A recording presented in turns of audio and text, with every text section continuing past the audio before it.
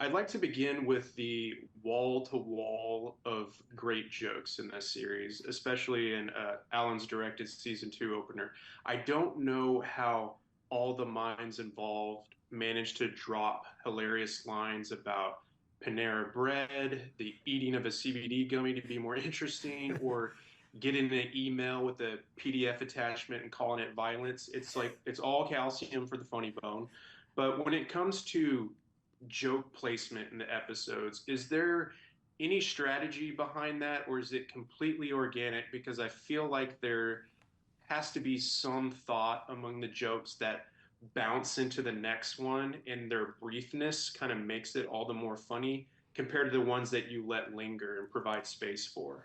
Yeah, I mean, that's a really incisive question. I'm glad you enjoyed them. We work really hard. I want to shout out our writing staff, who's incredible. And, we try to, manage these incredible talents and get their comedy juice into the scripts. But I think what you're saying is really salient because there's a rhythm to it. And I think a lot of it's just kind of based on instinct, right? It's like through the writing of the script where, like you said, when you end a scene, you generally want a big joke there. You want to blow, because it's called a blow in the writer's room, and then that gets you to the next scene. And then you probably want to start the next scene with something that's kind of juicy. And then you got some story across. And then you want to put your littler jokes in the middle, and then you want to end with another big joke. So there is, I think experience in some respects, and we're fortunate to have worked on other comedies for hundreds and hundreds of episodes. So I think it's a little bit in our bones how to write an ensemble workplace comedy. But I'm really glad you think it's working because we work really hard on trying to establish that rhythm in the show.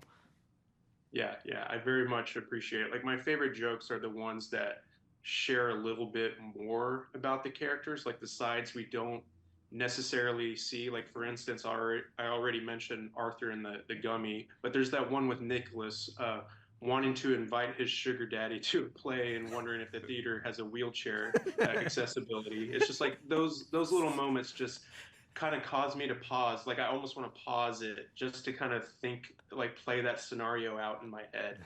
But anyway, I know we're just about out of time, but I did want to squeeze in asking about the music choices because I feel like one of my favorite music choices is the Outcast during the police raid.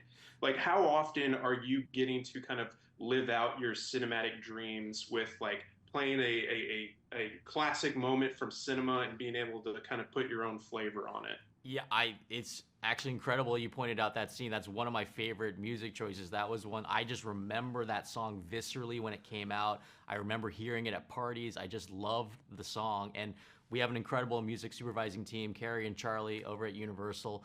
And for that scene, we tried a bunch of songs, and then, the Outkast song came to mind. I just love those guys, and it worked great just because of the energy. It's one of my favorite songs. And we had the helicopter coming in. We got guys with guns. We got like a SWAT team. And look, I haven't directed that much stuff like that. I've done a lot of comedy, and it all seemed to come together. So I'm glad you enjoyed that. It really is. And shout out to Apple and Universal for giving us the funds to be able to pay Outkast for their song. Yeah.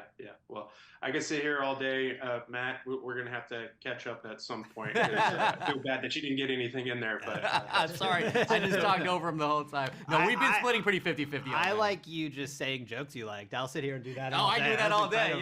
Yeah, that makes us happy because we work so hard on them. Yeah. I'll be Chris Farley from SNL. Anyways, thank you so much. I appreciate it. Here we have a folic acid kale smoothie. What flavor is this? Gin. That's it. That's what I'm tasting.